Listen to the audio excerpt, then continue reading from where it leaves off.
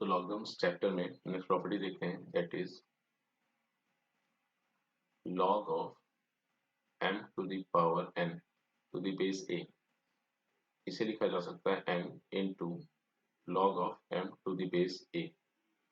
तो log of m to the power n to the base a given है, इसे n into log of m base a लिखा जा सकता है। तो कुल मिला के प्रॉपर्टी ने फिर ऐसा दिया कि ये जो पावर में n था ये उठ के आगे आ गया, बाकी उसके बाद जो भी चीजें थी वो एज इट इज लिख दी गई।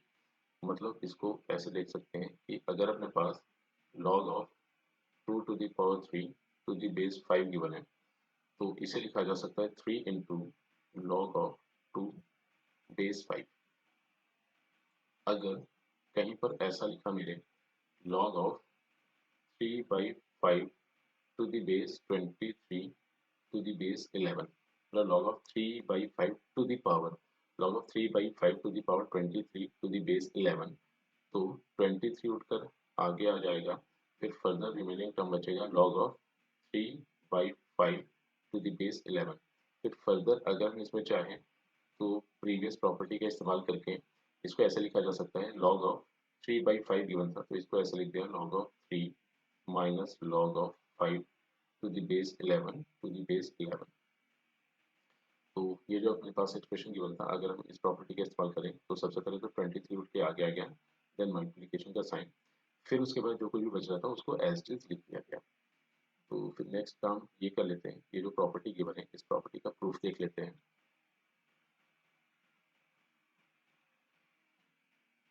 तो प्रॉपर्टी गिवन थी log of m to the power n to the base a, जो कि हो गया था n into log of m to the base a।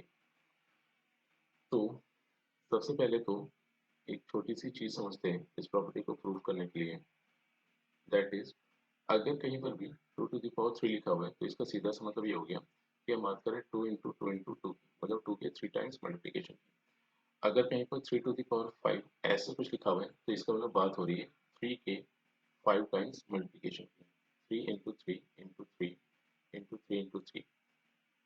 ठीक है, तो कहीं पर अगर in general 2 to the power n या फिर 3 to the power n given है या फिर कोई भी नंबर अपने पास गिवन है और उसकी पावर n दी गई है, तो इसका सीधा सा मतलब ये है कि ये जो अपने पास नंबर गिवन था इसका मतलब अगर हम बात करें 2 to the power n, तो इस टर्म का मतलब ये हो गया कि 2 का n टाइम्स मल्टीप्लिकेशन,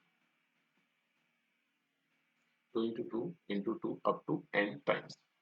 तो अब अगर इसी कॉन्सेप्ट को यहाँ पर यूज किया जाए तो सबसे पहले प्रूफ के लिए लेफ्ट हैंड साइड को लिया, that is log m to the power n to the base a। तो अब ये जो m to the power n लिखा हुआ है इसका सीधा सा मतलब ये हो गया कि हम बात कर रहे हैं m into m up to n terms, up to n terms या फिर n टाइम्स। तो फिर अब अगर हम देखें m into m m times मतलब m का n टाइम्स मल्टीप्लिकेशन हो रहा है, तो इसका सीधा सा मतलब ये है कि जो प्रीवियस प्रॉपर्टी यूज की थी that was like log of m plus log of n to the common base a, तो उसे लिखा जा सकता था log of m into n, और उसका कन्वर्स भी ट्रू था, यानी कि अगर log of m into n to the base a given है तो उसे log of m plus log of n लिखा जा सकता था, और उसका जनरलाइजेशन भी हमने देखा। तो एक काम ही करते हैं, उसके जनरलाइजेशन रिजल्ट का यहाँ पर इस्तेमाल कर लेते हैं, तो इसे ऐसे लिखा जा सकता है log of m to the base a plus log of m to the base a plus log of m to the base a plus up to n times. तो जैसे ही log of m base a को n times add करेंगे तो resultant आ जाएगा n into log of m to the base a। तो यही इस property का प्रूफ था। तो इस प्रॉपर्टी ने फर्दर ये मैसेज कन्वे किया कि log of m to the base n मतलब log of m to the power n to the base a अगर कहीं पर गिवन है तो इसे n into log of m base a लिखा जा सकता है, एंड इस प्रॉपर्टी का कन्वर्स भी ट्रू है। अगर क्वेश्चन में मैनिपुलेशन में रिक्वायर्ड हमें कुछ ऐसी हुई कि हमें n into log of m base a को लिखना पड़े log of m to the power n base a, तो हम इसका भी यूज कर सकते हैं। इसका मतलब अगर कहीं पर भी log of m power n to the base a given है तो उसे मैनिपुलेशन के हिसाब से, यानी कि क्वेश्चन में अगर हमें मैनिपुलेशन की रिक्वायरमेंट पड़ी कि हम इस n को पावर से नीचे लेकर आए तो इसे n into log of m to the base a लिखा जा सकता है। वहीं पर अगर कहीं पर किसी क्वेश्चन में n into log of m base a given है और क्वेश्चन में मैनिपुलेशन में रिक्वायरमेंट कुछ ऐसी आई कि हम n को m की पावर में ले जाए तो इजीली लेकर जा सकते हैं, दैट इज इसको लिखा जा सकता है log of m to the power n to the base a। फिर फर्दर अगर इस पर बेस्ड कुछ और एग्जांपल्स देखे जाए, मतलब कुछ एक एग्जांपल सॉल्व कर लेते हैं इस प्रॉपर्टी पर बेस्ड। तो नेक्स्ट एग्जांपल देखते हैं, simplify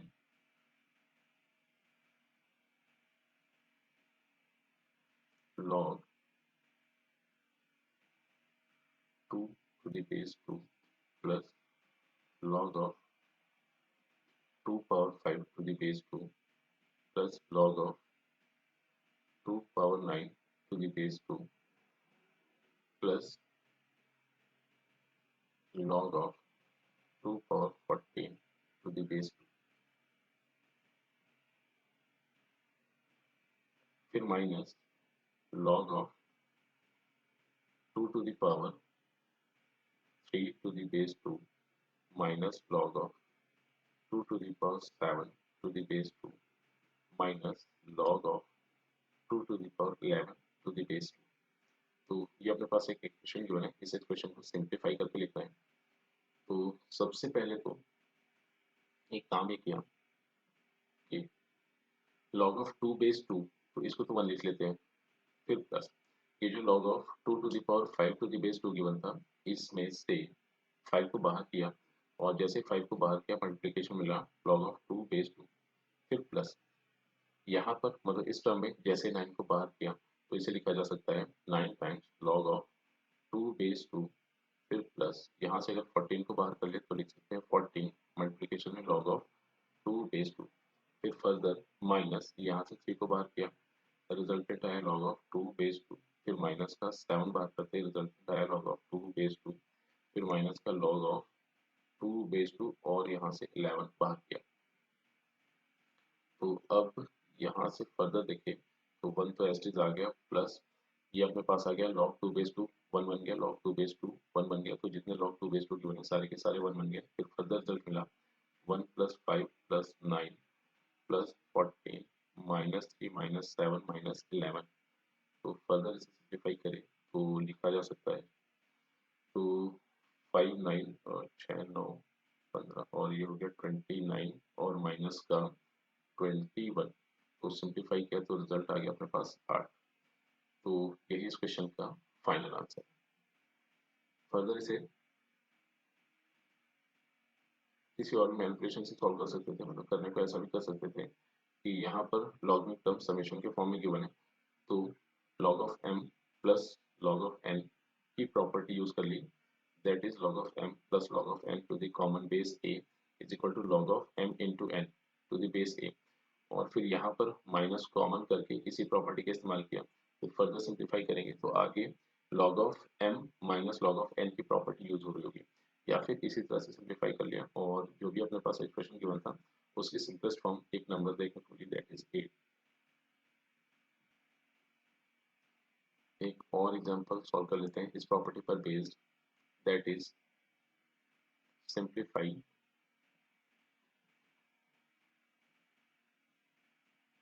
log of a to the power 3 to the base a plus log of b to the power 3 by 2 to the base b plus log of c to the power 5 by 3 to the base c। तो इसे simplify कर लेते हैं। तो इसे simplify करने के लिए ये जो फर्स्ट टर्म गिवन है यहाँ पर इस प्रॉपर्टी का अगर हम इस्तेमाल करें that is log of m power n to the base a। और सबसे पहले तो ये जो अपने पास एग्जांपल लिखा हुआ है इस एग्जांपल में जितने भी लॉगरिथमिक टर्म्स है वो सारे के सारे डिफाइंड हो रहे हैं। कहने का ये मतलब है कि अगर हम a cube b power 3 by 2 और c पावर 5 बाई 3 की बात करें तो ये सारे के सारे पॉजिटिव है, a b c ये भी पॉजिटिव है एंड ये जो बेस गिवन है ये कभी भी 1 नहीं है।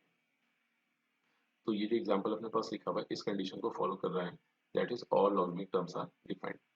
तो फिर फर्दर अगर हम देखें तो फर्स्ट टर्म से 3 को बाहर किया और फर्दर से लिख सकते हैं 3 into log a base a plus यहाँ से 3 बाई 2 को बाहर किया। फिर फर्दर लिखा log of B base B plus यहाँ से 5/3 को बाहर किया, फिर मल्टीप्लिकेशन में लिखा log of C base C. तो यहाँ से log of A base A, ये तो 1 बन गया, log of B base B, ये भी 1 बन गया, log of C base C, ये भी 1 बन गया। तो फर्दर रिजल्ट मिला 3 + 3/2 + 5/3।